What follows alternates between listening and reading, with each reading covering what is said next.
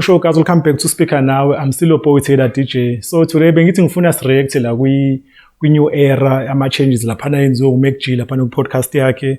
I-podcast and chill sibe khona around since 2018, but I think le movie abayenzile last week yona movie groundbreaking izoshintsha ispace semedia eSouth Africa. So ngifuna nje sikhulume ngawo because u-eda amashow I think amashow awu-5 iBhinqa Nation, ba-eda enye show i-Read the Room, ba-eda enye show yesport. Ibikhona ishow yesport before but bengenzi kahle, so ba-eda enye ishow yesport, balanda ama-legend laphana, balande uThula Sizembuyazi beno-Steve Lokwele. I hope bazowabringa ama-numbers. Then kube khona ishow interesting kakhulu enoTseho laphana, abaningi bazomkhumbula wayesayine under iFabulous Cream, siba khona umjidelo bambiza ngoBJ naye kena umjida we-TV. So into ye-TV ujwayeleke, so leyo show I think mina ngizoenjoy kakhulu because amajida nje lo two anama-character interesting and bazwana abantu abaningi abo-interest. I think ama-interview amaningi from industry azovela kubona because bona abantu abaziwayo. So nje I think uMac G i-change akasayenzile la isimbeke ku-position elaphana, usekulevel laphana yokunegotiate maybe nabo DStv nabo SABC. I think i-percentage i-podcast and chill akasayi-own yonke because ngeke ngayibona laphana the time benza i-review laphana, benza i-live stream laphana, bekukhona amadoda abelungu ade ehleli laphana kula launch yakhona. I think khona ama-big boys akhona laphana, so I don't think mina uMac G usa-own 100% i-podcast and chill. And kuyinto enhle lo ibhizinisi malikhulu amele uphinde ukwazi ukuthi uphinde uthatha amanye ama-percentage wanikeza abanye abantu so that into yakho izokhula even more. So I don't think usayi-own yonke because lokhu eda kwama-shows lawana kusho ukuthi more money kumele ibhadale laphana kubantu, more time for i-crew kushuthi i-content laphana, so umsebenzi uzoba mningi kakhulu. So kumele kube khona nama-funds la uba-transport abantu la because abantu abaningi from ama-different shows. So into nje ethanda ukuba like ngathi ayizuba maintainable uma uyibheka yenziwe umuntu wedwa, but I think akhona ama-shareholders akhona, bakhona abantu abayifundile ya-progress and I think izotake over uYouTube, izotake i-future kahle kahle. So I think nje abantu abaningi sebeyibonile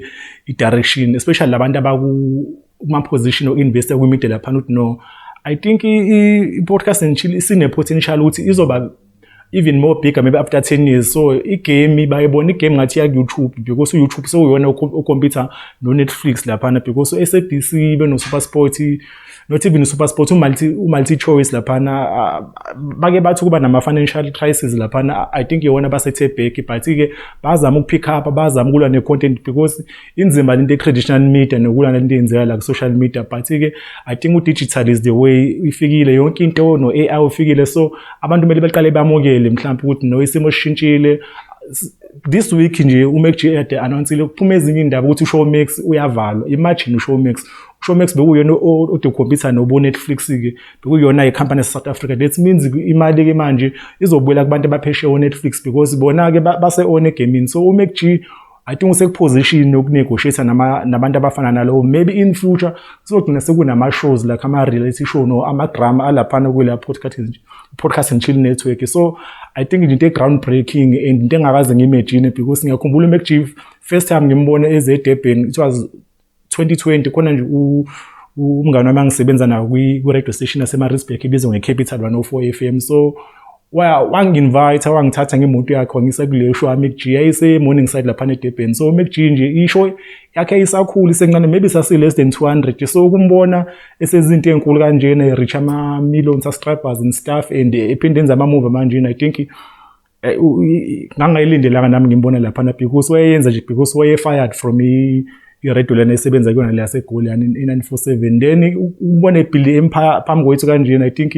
into enkulu kakhulu, into ewumlando, even abantu abalandelayo boxoxela ngale ndoda. I feel like iwin yakhe ifana exactly nale win esayi-experience the time isakhula. The time ngena i-YFM kwi-Space Media kwakuyinto enkulu kanje.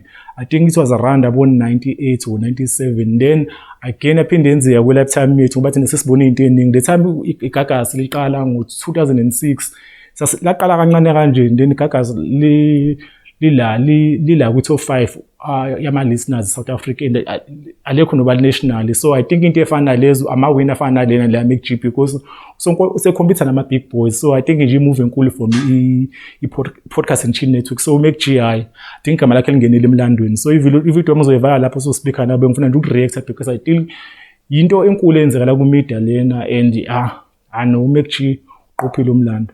Anyway, sekhona ku-Twitter @sispeaker nawe, sikhona ku-TikTok sispeaker nawe show, sibe khona ku-Twitch sispeaker nawe, kanti ku-Facebook sekhona sispeaker nawe, ku-YouTube-ke abantu abasasubscribe sispeaker nawe. Awe, we out.